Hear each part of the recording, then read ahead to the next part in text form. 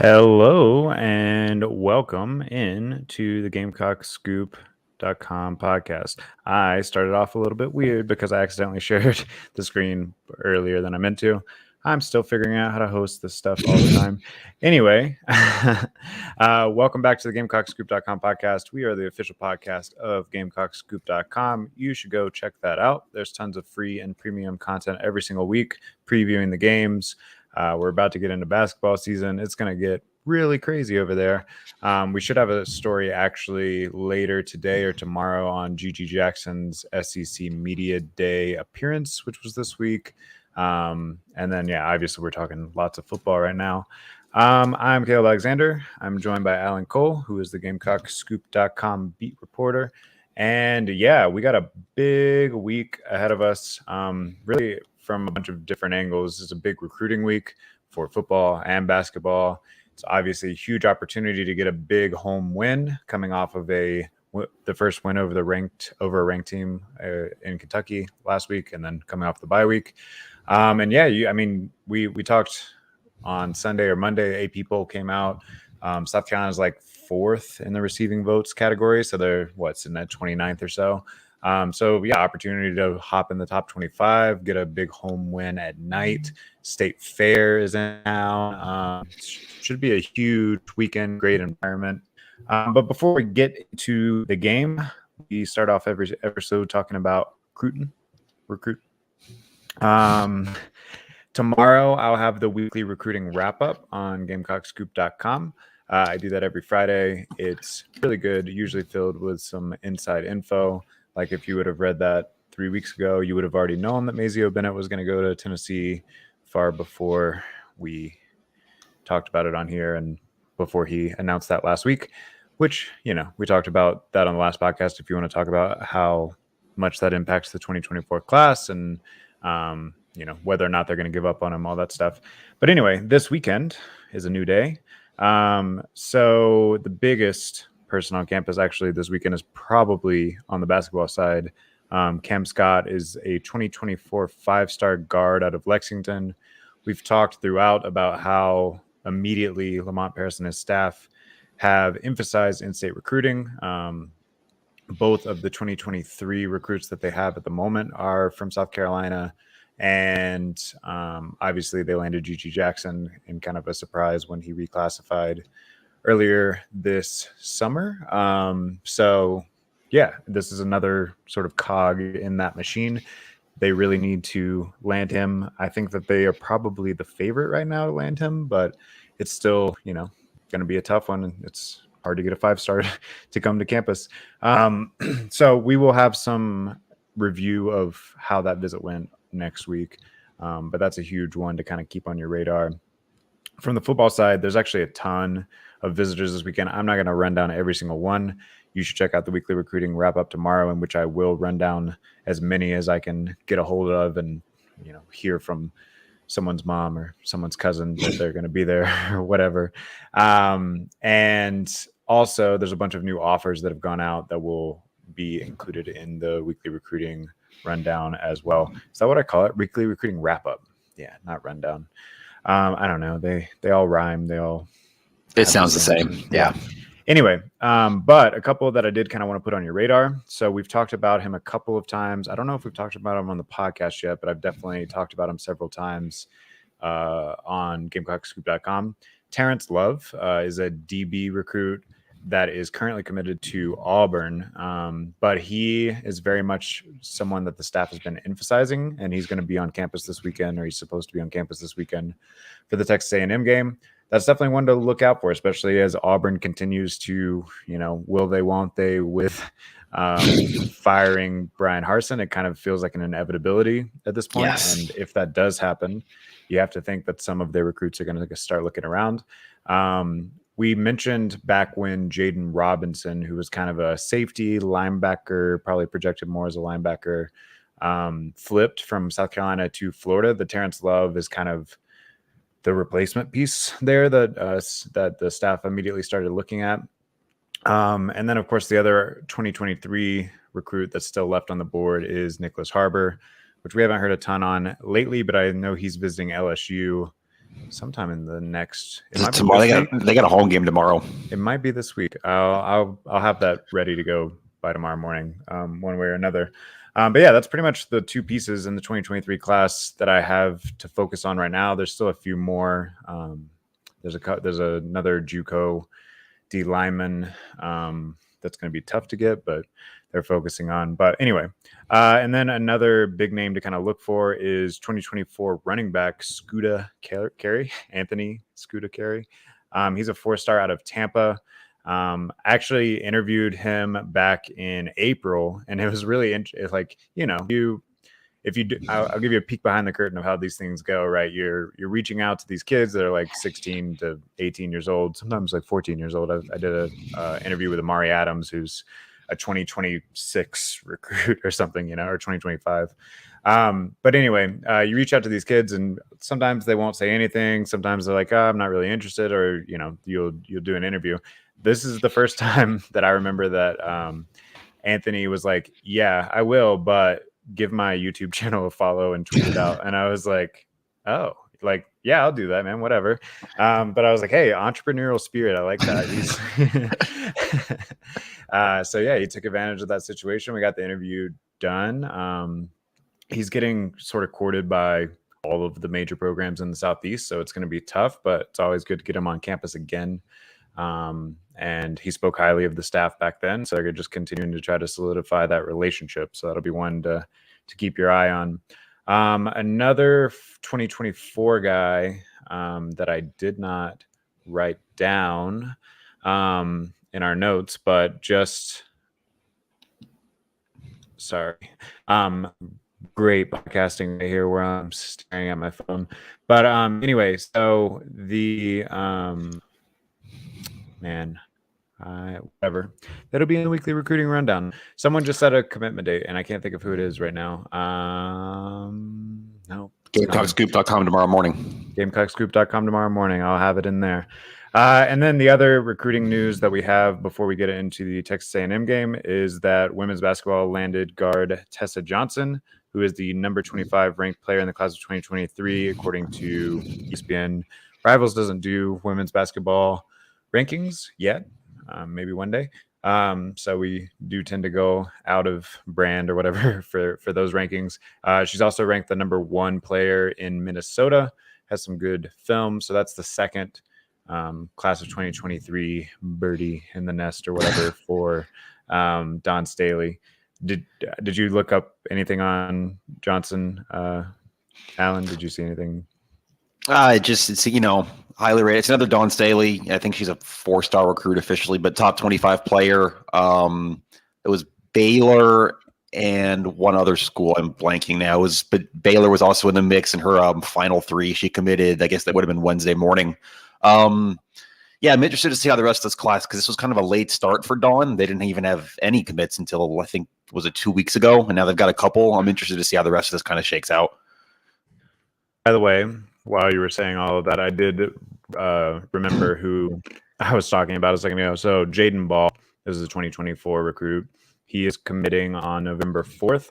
I'm still trying to get a feel on if that's going to be one that South Carolina has a shot on or not. But they were definitely in the mix for him early on. But so are a lot of teams. So that's one that we'll kind of keep you posted in as we get closer to that November 4th date. All right. Whew. Lots of recruiting. A lot of recruiting stuff this week. Yeah. I mean, you had the bye week, so a lot of the coaches went out and visited. I know, for example, Clayton White visited Pup Howard. I don't know. We had a whole breakdown of that last week in the weekly recruiting wrap-up. But yeah, this is the first time in 2-3 weeks that they've had a home game, so there's going to be a lot of momentum and visitors and all that stuff to cover tomorrow. All right, let's get into some of the major news of the week. And I guess the biggest place to start off is so like Tuesday night, Monday night, one of our staff members kind of like gave us like a, hey, RJ Roderick's probably not going to be back. And then, of course, that was confirmed on Tuesday by Shane Beamer. So I mean, I don't want to speak for him. Shane Beamer kind of said the same thing where he's like, RJ Roderick's going to speak for himself. And as far as I know, he hasn't tweeted anything or anything like that. So haven't seen that yet, but presumably he's played in 3 games. He gained his red shirt. Is probably planning on transferring somewhere else, even though he's a senior, because he's got that red shirt year. But we'll see what that happens. But either way, no longer part of the team. Kind of got usurped by Nick Emmanwori whenever he was out for his injury. And then you've had guys like DQ Smith and David Spalding both play pretty well in spots at the safety position. At the same time, you would have kind of liked to have the depth. I mean, RJ Roderick's got despite, maybe his physical limitations, he's maybe not quite as talented as Emmanwori. He's got a lot of experience, and it would have been nice to have that in the rotation or whatever, but he's moving on. So I don't know. Did you get anything else on that? Was it? Beamer didn't want to speak for him. Regarding the depth, it is interesting you say that, though, because we saw the Kentucky game. Roderick didn't play. Reed didn't play. They were down to Emmanwori, Spalding and DQ Smith, but that's not an area they're particularly deep. I mean, we saw the Georgia game when it was it BJ Gibson had to come in for a few snaps and Emmanwori was in the medical tent. It's not a super deep or experienced safety group at all, and maybe not this weekend. We'll get to it in a bit, but there are passing games left on the schedule that will be able to test that. Yeah, I mean, it is a testament that you have a lot of youngsters that have stepped up. You got the 2 freshmen in Emmanwori and DQ Smith, and then David Spalding, who had to kind of played sparingly, started off the season injured, but had a really good game against Kentucky. Forced that fumble on the second play or third play from scrimmage or whatever it was. It's the first play. Yeah. And then Devontae Reed has been very solid there, so I imagine he'll keep getting in. It'll be like a maybe 1A, 1B situation with him and Spalding, because DQ Smith has really played a lot at nickel, unless they're going to put Cam Smith back at nickel. I don't know. But either way, the DB room, you would say like the starting 5 is really, really solid right now based on the experience that they've gotten on the first half of the season. But like you said, very thin. So if any of those guys go down, which we've seen happen throughout this year, then it gets really sketchy without Roderick back there. Yeah, and they are pretty healthy right now, going through the rest of the injuries kind of. Corey Rucker will not play Saturday. Tyrell Dawkins will not play Saturday. I don't think either of those were expected. Rucker had a re-aggravation of his injury, according to Beamer. And Dawkins, we know he's been out with the knee since, what was that, SC State game, I think. And he also said that Christian Beal-Smith he said everybody was probable except maybe Christian Beal-Smith. What does that mean for Alex Huntley? What does that mean for Devontae Reed? He didn't play against Kentucky. I don't know. Maybe we learn more on Carolina calls tonight in about 3 hours. It's kind of one of those things where you just kind of have to get to the stadium and see. We didn't really know Reed was going to be out the Kentucky game until Beamer said it in his pregame show that day with Todd Ellis. You would really, really like to have Boogie Huntley back in this game if you're South Carolina, given where A&M's strengths are and what they're going to try to do to you. But it kind of seems like that's trending towards maybe a game time decision. Yeah, I mean, we've kind of seen throughout Beamer's tenure so far that he plays it close to the vest, unless it's someone that's like very obviously out for several weeks or whatever, like Dawkins and Rucker have been. So yeah, we'll have to see. Like you said, Huntley would be really good for depth. I mean, Tonka Hemingway has been playing really well, but you'd like, to have both, especially against a run game like Texas A&M's. On the other side, similarly, Jimbo Fisher's been kind of coy about injuries. So I talked to Mark Passwaters, who is the publisher at AggieYell.com on Rivals. And so the big question is who's going to start at quarterback.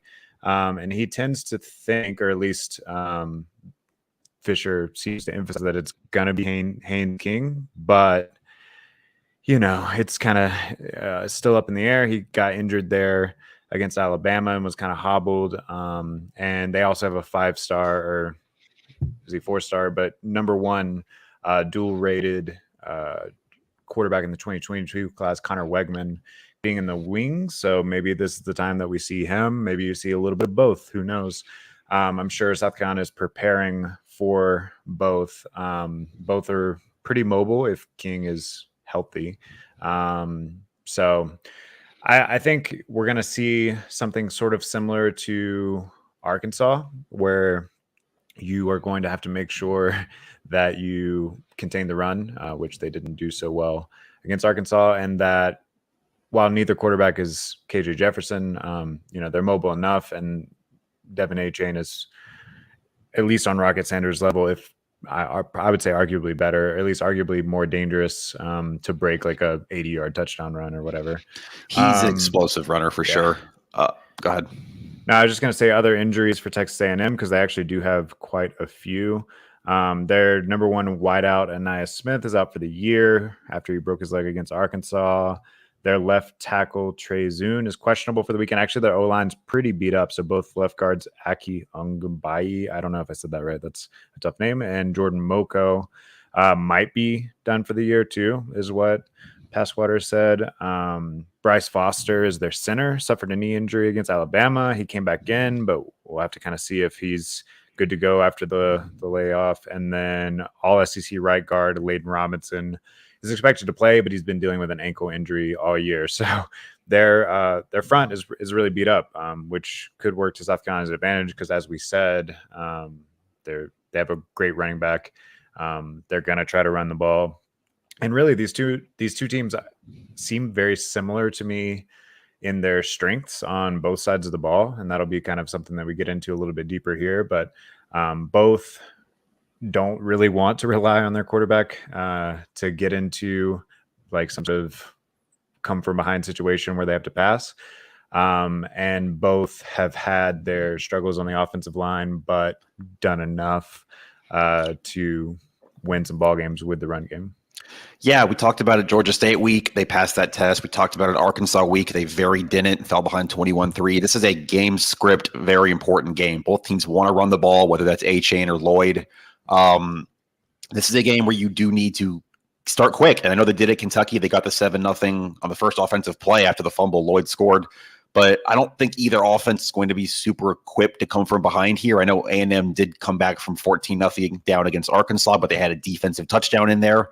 Offensive wise, this feels like a game that ends up, we'll do score predictions later, in the high teens, low 20s, not as many possessions with both teams running the ball. And that just makes it all the more important to kind of limit mistakes. Yeah, definitely. I don't see this one, or I see this one as getting into a like sort of dogfight situation. I don't see either team sort of pulling away, but I do think if either team falls behind by multiple scores, like you said, it does get either offense is too equipped to come back from that. Now, of course, both are coming off of a bye week. Both are coming off of probably their best game of the season. South Carolina, of course, with the win at Kentucky, and Texas A&M with the near loss at Alabama, which I have some of the highlights playing on our YouTube channel, which, by the way, if you are listening to this on Spotify or Apple Podcasts or whatever, great. Thank you. Appreciate it. But also we go live on our YouTube and Twitter and all that stuff every week whenever we do this. So check that out. I don't know what's happening right now.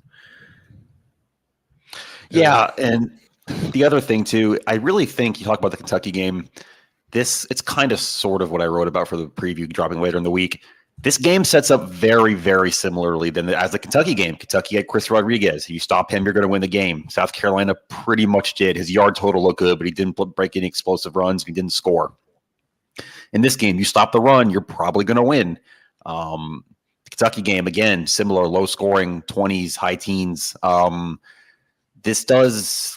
not going to use the words copy and paste because you have to change your game plan, obviously. This feels like a game where South Carolina plays the way it did in Lexington, maybe with only one turnover instead of two. There's no reason they can't win this game, but it's going to have to look kind of the same way it did last time. Yeah, I mean, it does seem like we're a little bit of a broken record, but the key to a lot of these SEC games, except until you get to like Tennessee, is stop the run and run the ball well. And that's what they're going to have to do this week as well. And the run the ball well is something that I think they can exploit against Texas A&M. So when I was looking up the season stats or whatever for my own preview of South Carolina that I wrote for the Texas A&M site, because we do an other site article, which you can find Texas A&M's version on GamecockScoop.com right now. And then I'm going to post mine on the Insiders Forum later today. But anyway, the thing that I noticed is Texas A&M has given up like 180 yards on the ground or 160, one of the two, per game. And it does seem like that's been sort of their weakness. They have a very talented defensive front from a like star rating perspective, but they're pretty young. And generally, if South Carolina fans remember this from like Jadeveon Clowney or whatever, generally as freshmen, you can have like these 5-star linemen, but they can be very good in pass rush, and these guys are. But they sometimes struggle to hold up against SEC offensive lines.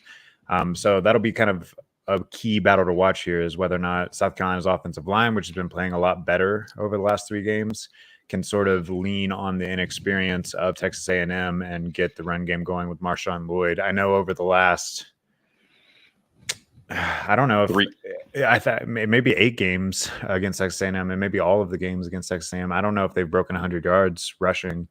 Well, they definitely didn't last year. Yeah, exactly.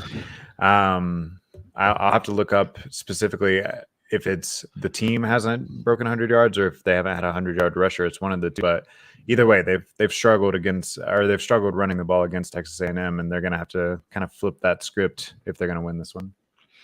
Yeah, that A&M secondary is talented. It's deep. They've forced, I think it's 10 turnovers on the year. They've got 8 fumbles forced.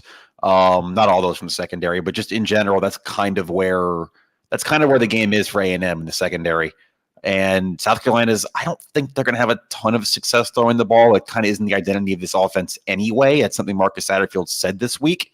He actually used that word exactly. He said that needs to be the identity when someone asked about running the ball. And this just does feel like a game. I don't know. The perimeter is another one to keep an eye on. Perimeter blocking, that's something Shane Beamer's talked about a lot. A&M's pretty good on that side. They've got 2 pretty good corners on the outside.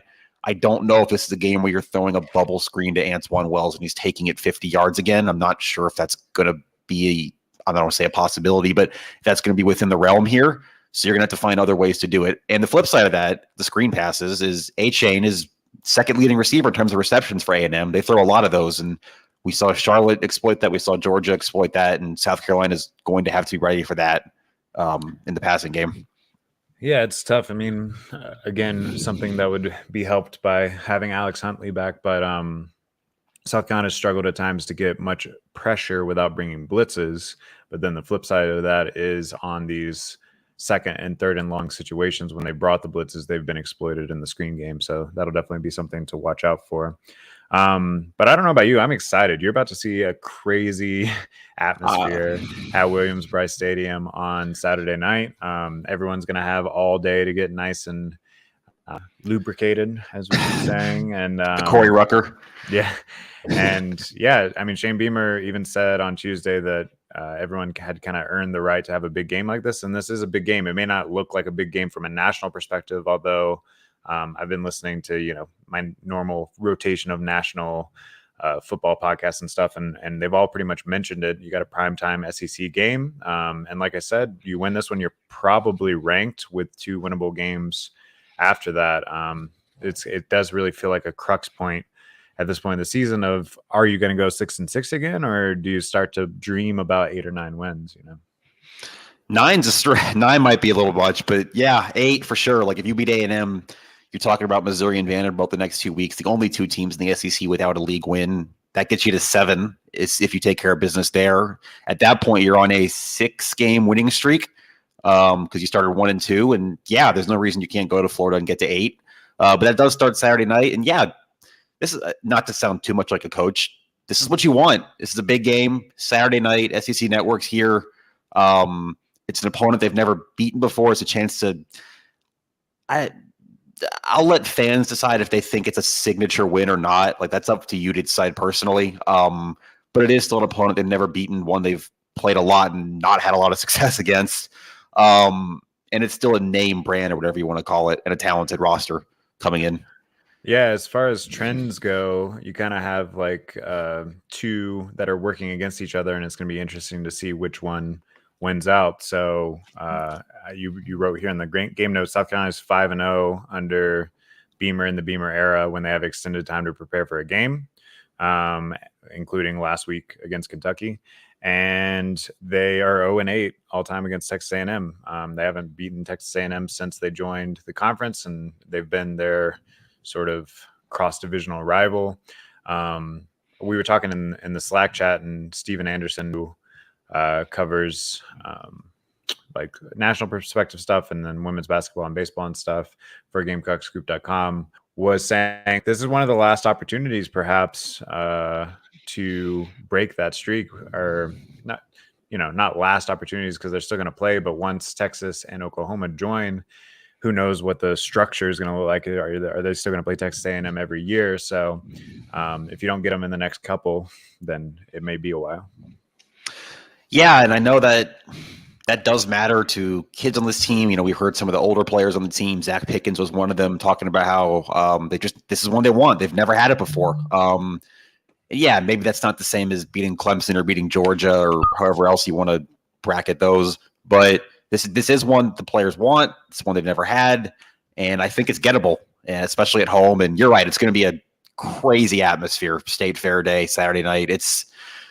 Should be a pretty good home field environment. I think arguably it's going to be the best atmosphere of the Shane Beamer era thus far. I mean, maybe Clemson last year, you kind of heading into that game thought that you had some potential to compete, and it was a night game and stuff, but especially if you make it through the first quarter and start strong, which we've talked about them struggling doing, I think that place could get really rowdy. You might feel the press box shake a little bit, which will be fun. Yeah, actually the Clemson point's a good one, because someone did ask Shane Beamer on the Sunday teleconference about handling success and how there were different points last year where he felt like they were doing that and when he felt like they weren't. And he mentioned the Clemson game as a point where he thought the team had positive momentum and people, maybe outside people, tell them they were great and they didn't handle it well. After that Auburn win, they got bowl eligible. That was kind of a big deal. And then they flatlined the next week. And he mentioned that that's something that can't happen again this week. And we won't know until they take the field Saturday, but I think that's actually unintentional. You bring up a good point. Yeah, I mean, honestly, as someone who's followed South Carolina for my entire life, it's been a long, long time since they had an opportunity like that in front of them, especially at home, and followed through with it. I mean, the last time I can think of is it was 2018, I think, or 2019. I can't remember the exact year, but it was whatever year was following Will Muschamp's 9-win season. They had Kentucky at home, and it sort of felt like an opportunity to get a signature win, sort of set yourself up in the upper half of the SEC East or whatever, and they kind of fell on their face, lost to Kentucky in that situation. Now, last week, obviously, they followed through, but they were an underdog, and there was some other sort of circumstances with the quarterback situation in Kentucky that kind of gives you some asterisks, I guess, to add to that game. But this one, you have that opportunity again, and if you follow through with it, I think it does kind of shift the national perspective and the local perspective of South Carolina and the growth of the program under Beamer thus far. No, it's what I said to you before Kentucky. It's what conversations can we have on Sunday when we do this again, right? Are we talking about, all right, 4-3, step back, probably beat Missouri and Vanderbilt to get to a bowl, but maybe doesn't go any further than that?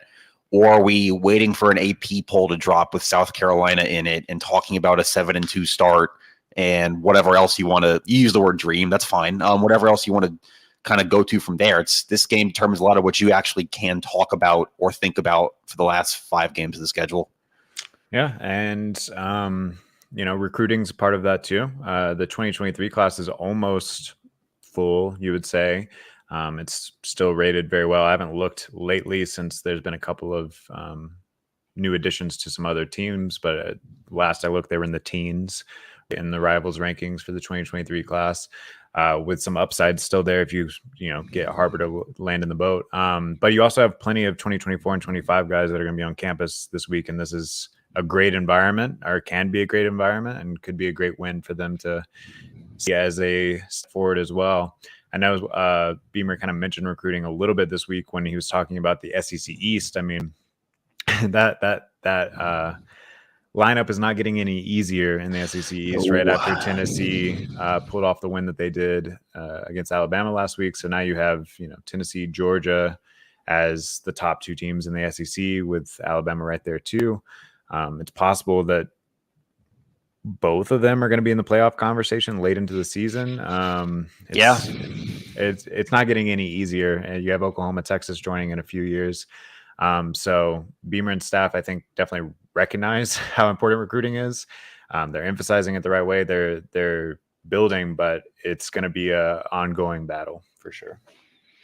Yeah, it's funny you talk about. I didn't even think about that, but you talk about like Tennessee, South Carolina could have 2 shots at the end of the year to spoil someone's college football playoff chances, getting Tennessee and Clemson back to back. Like that could still. I'm not going to do that now. I don't like litigating playoff rankings anyway, but especially in October.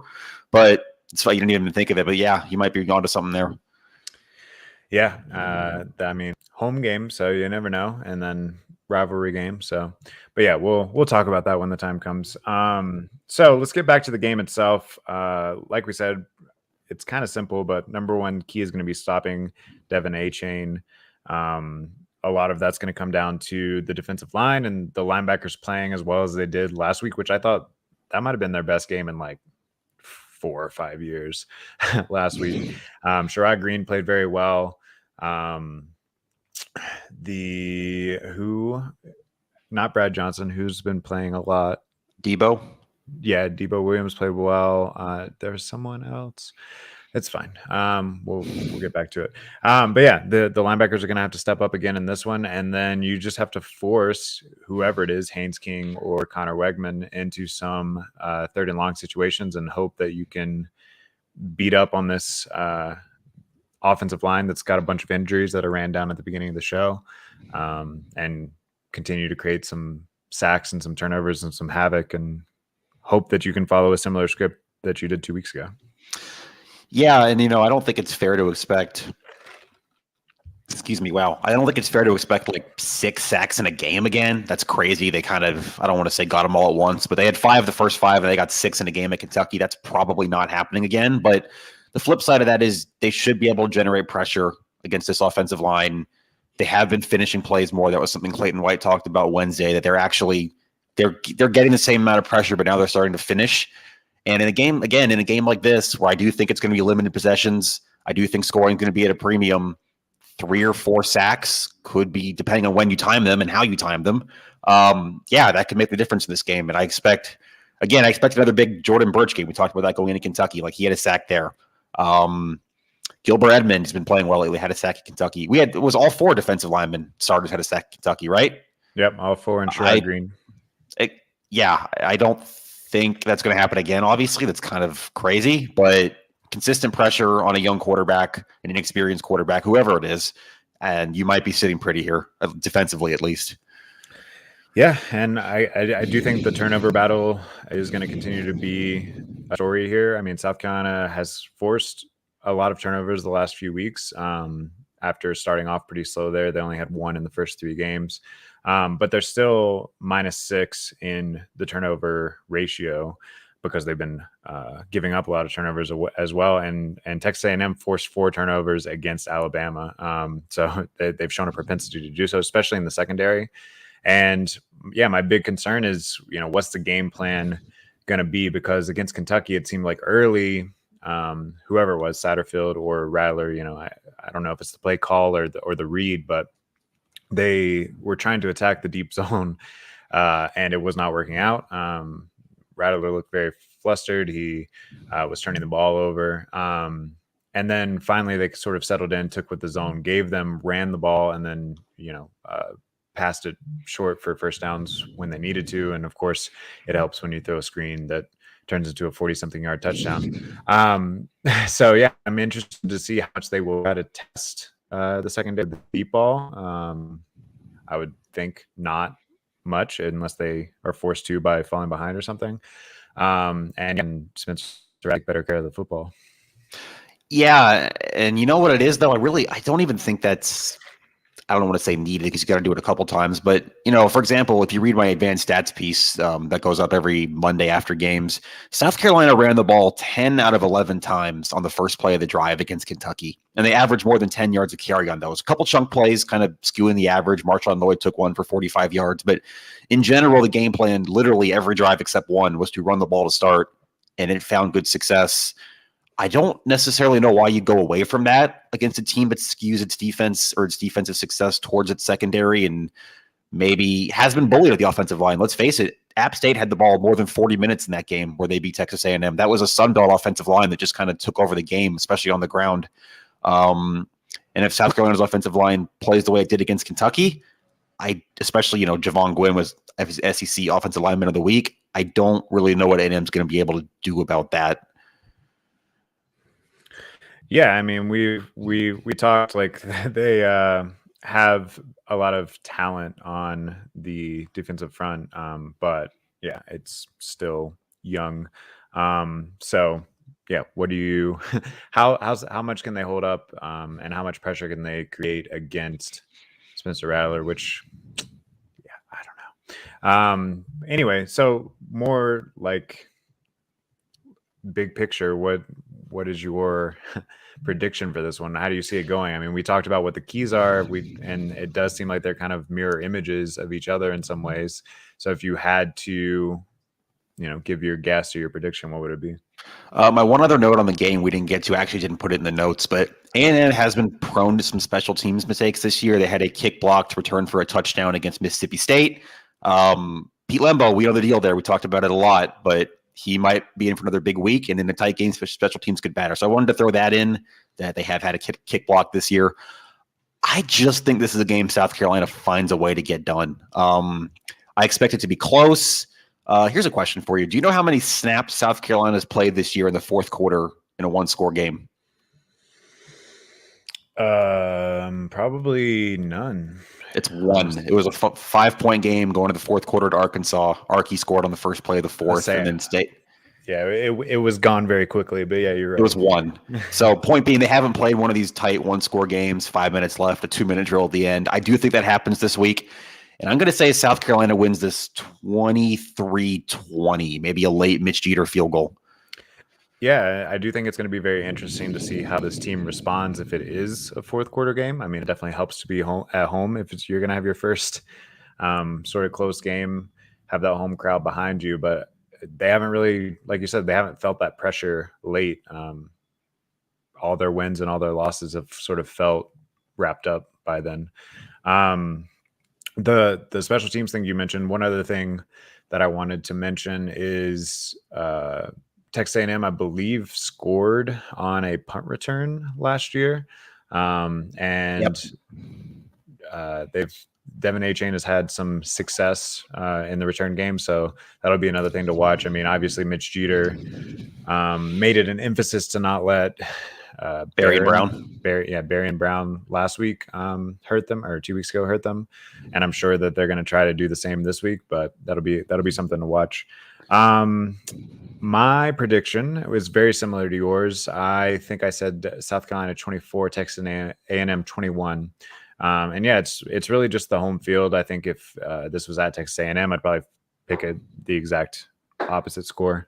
But I think it's time. I think that they have all of the elements kind of working to their advantage right now. I am really interested to see what happens at quarterback for Texas A&M. I think the matchup favors South Carolina if it's Haynes King, honestly, because you have more film on him. He seems like he's a little bit hobbled, so I don't know how much he's going to hurt you with his legs. Whereas we don't know much about Wegman except for that he's pretty athletic. And that's been kind of a recipe for disaster for South Carolina at times, is an athletic, mobile quarterback. So if they just got back there and ran zone read all night or whatever, that could be problematic. But yeah, I'm interested to see how that plays out. Yeah, 24-21. I just think you have to absolutely, and we both picked this, stay at close to even game script. I do. I think you said this earlier. I think if either team goes up by double digits in this game, it's going to be over. Over might be dramatic, but very difficult to come back, I should say. I think this is one you got to find a way to keep within the score on either direction, or else it could be another one of those fourth quarter games that's kind of already decided. Yeah, definitely. So yeah, we will keep you updated on that. Definitely check out GamecockScoop.com during the game if you want a place to just hang out and talk football, because we have both of us in the live thread. Might have intern Caroline in the live thread a little bit. Pauline's going to be taking some pictures, so be good. All right, you want to talk about some? Was there anything else from this game that you wanted to mention before we go to the I think we covered it. I'm looking forward to Saturday night and seeing a really big game environment here. Yeah, I think that it's going to definitely be, I guess, since you've been there. So I'm excited to hear your reviews on Sunday. By the way, we'll hop on here on Sunday morning, usually, or around noon or so, to talk the result, whichever way it goes. So heads up on that. All right, let's talk some national perspective. Obviously, you got Clemson and Syracuse. Maybe Clemson's last test before South Carolina. They don't get Notre Dame this year, do they? They do, but Notre Dame's 3-3 and can't score.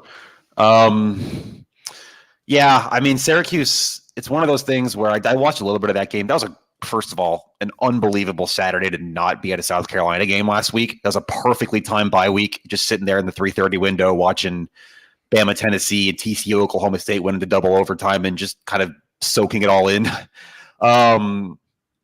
I think Clemson's fine here playing at home. Syracuse caught a big break last week with Devin Leary being out. I think they're like 14-point favorites in an undefeated matchup, Clemson. And I actually picked them to cover, I think, in our staff picks. Yeah, you have Clemson covering. Is that what you mean? Yeah, Clemson to cover. Yeah, I think I'm going to Clemson to win, but I'm going to pick Syracuse to cover, which, by the way, in the staff picks, I don't know if you've noticed, I'm making a little bit of a comeback. Yeah, it's getting tight up there. I was very behind there for a bit, but I'm only 3 behind you in the straight picks now and 5 behind you against the spread. Yep. So yeah, I do think ultimately that Clemson's probably going to win, but I don't know. Syracuse is, I don't know if you've paid attention to them much this year, but they're a little bit different identity wise than they've been. They're very much like ball control, grind. It's like Sean Tucker, right? Yeah. And so I could see them, losing by 10 or something just because they're going to be somewhat effective, just like holding the ball for a while. So you got Ole Miss and LSU, which that line's kind of swung back and forth. I believe it opened with Ole Miss as the favorite. Now LSU is like a 1.5 or 2-point favorite, something like that. What are you thinking on that one? I got to be honest. I think Ole Miss is still pretty overrated. They gave up 34. They had a chance to really bury Auburn last week. They let them back in the game twice. They had a 21-0 lead, and they think they took it back out to 14 or 17. They let Auburn get within a score again in the fourth quarter.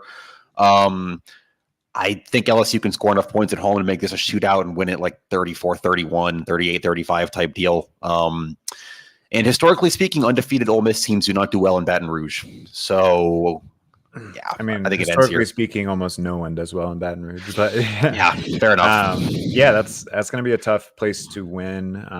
That's the 3:30 CBS game, right? So yep. Yeah, good slot for that one. I think I'm going to pick Ole Miss, but I don't feel good about it. I think that they're probably the better team. They've definitely been the most consistent team throughout the year, but there's just such juju at home for LSU that it is kind of it makes me nervous to pick that one. That's a scary game for sure. Out in the Pac-12, we got the Chip Kelly Bowl. So you got UCLA at Oregon. Oregon's favored by 6, and that one's another tough one for me to pick. It feels like UCLA is probably the better team. Maybe it's at least. But it's at Oregon. Chip Kelly, I don't think, has beaten Oregon since he left. I might pick UCLA in that one, though. I think I don't remember what I put on the sheet, but I think I have Oregon winning, but UCLA covering. I think that's another close game. Bo Nix is a lot better at home than on the road. That game's obviously in Eugene. Yeah, I guess I kind of have a bit of a blood week going here. Undefeated UCLA down, undefeated Ole Miss down, and undefeated's going to lose in Syracuse Clemson. So that doesn't count. But I guess I have 3 of the remaining 9 undefeateds losing. Have our picks pulled up, and yeah, that's exactly. You have Oregon winning, but covering or not covering.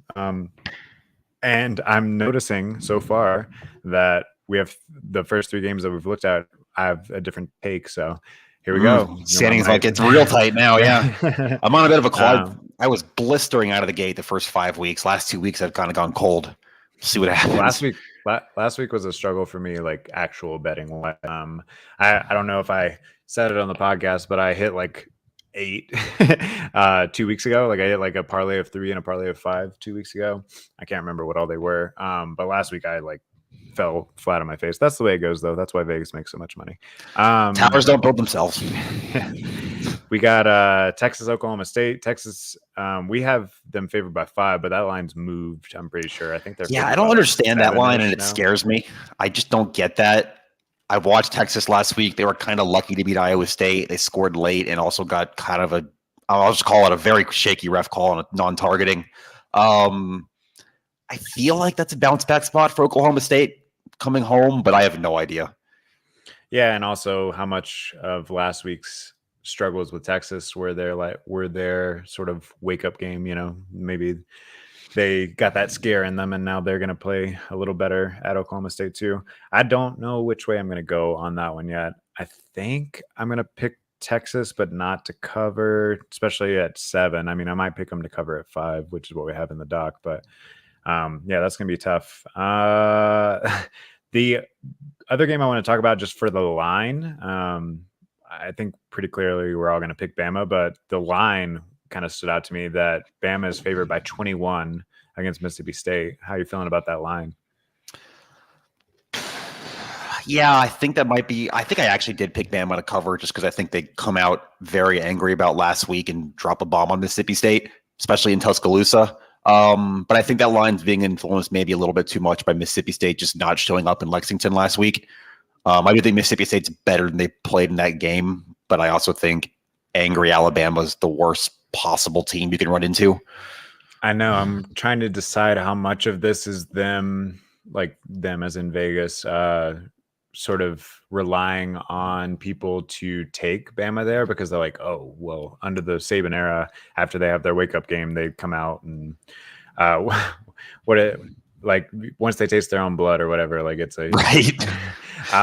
So I mean, this is one of the games that I picked against my friend. Shout out to Roach. And I did pick Bama to cover that 21, but I don't feel great about it. But I am going off the narrative basically that I think Saban's probably been on their ass all week, and it's gonna. They had 17 penalties last week. They don't lead the nation in penalties. They're like 8th in penalties or something right now. I think they lead the SEC right now. But either way, Saban mad. Mississippi State's gonna have a bad time, I think. And Leach has really struggled against them. Yeah, and then that's a night game, right? Gonna miss that. That's 7 o'clock, I think. Don't have the time on it, but that sounds right. Any other games from this week? You got Minnesota, Penn State. It's kind of interesting. Yeah, I think Penn State's fraudulent, but will win. I think that's the whiteout game actually, because the Ohio State game is like a noon game with the Fox, or whatever. So they wanted it for a night game, so it's a cool environment. But there's a lot of good G5s this week that I probably won't get to watch. But like, I don't know, UAB Western Kentucky's a fun styles clash. We had Georgia State and App last night, which got away. Troy and South Alabama tonight. That might be the battle for the Sun Belt. I think I read that's the first ever sellout for South Alabama at their new stadium. It's a rivalry game too. I think they're 5-1 and Troy's 5-2, or maybe I have that backwards, but that's a good game tonight. Yeah, whoever wins, that's in the driver's seat for sure. That's looking forward to watching. Then you got Georgia Tech, Virginia tonight too. Brent Key trying to go 3-0 as an interim. Yeah, it seems like they've kind of rallied around him a little bit. Maybe they'll win the Coastal. They might. I mean, I think that's probably going to be North Carolina, but yeah, they're at 3-0 now. I know it's crazy though. If you look at the rest of North Carolina's schedule, I'm like, they could win all of these or they could lose all of these. Like that whole. I mean, that's that division has been that way for a long time, right? You have the circle of suck where everyone kind of loses to each other, and it's gonna cannibalizing. Sure, yeah. And the Big 12 has kind of been that way so far too. You do have K-State at TCU. Oh, I forgot about that one. Yeah, it's a good game. K-State a very sneaky 5-1 right now, I think. Yeah, Adrian Martinez is playing great. I can't remember what I put on the sheet, but that's a good game too. You have TCU and you have them covering the 4.5. But okay, take the Frogs at home. That's probably valid. I might go against you there. I don't know. I don't know if I'm going to pick K-State outright, but I might pick them to cover. 4.5, yeah. I mean, you catch a 27-23 or something. You could steal that. Definitely. All right. Anything else that you want to talk about from, what are we in, week 7? Week 8? Week 8, bye week. Yeah, no, I think we're good. It's a good weekend of college. They're all good weekends of college football, but this is a good one too. Get to the game safely if you're driving in. There's going to be state fair traffic as well as game traffic, so go early and figure it out. I know the university put out a thing about how there's different parking maps this week and stuff, so keep an eye on that if your regular parking lot's being moved or whatever. And everybody enjoy the game. We'll see you back Sunday. Yeah, and the next couple of days, we'll still have plenty more to preview. You got Alan's final preview, which will go live Saturday morning. Weekly recruiting wrap-up tomorrow, which will have most of the visitors list on it then. You got Coach Perry McCarty, who's still breaking down the key players on offense and defense for Texas A&M. Like I said, we got a little bit of men's basketball coverage as we sort of ramp up on that. Look out next week. Alan and I will hop on and do a men's basketball preview because we're only 3 weeks away from men's basketball season, which is kind of crazy. Yeah. And in the meantime, go check out GamecockScoop.com. Read all the cool stuff from the great staff over there, including Alan. And we'll be back on Sunday morning to talk Aggies and Gamecocks. Till then, see ya.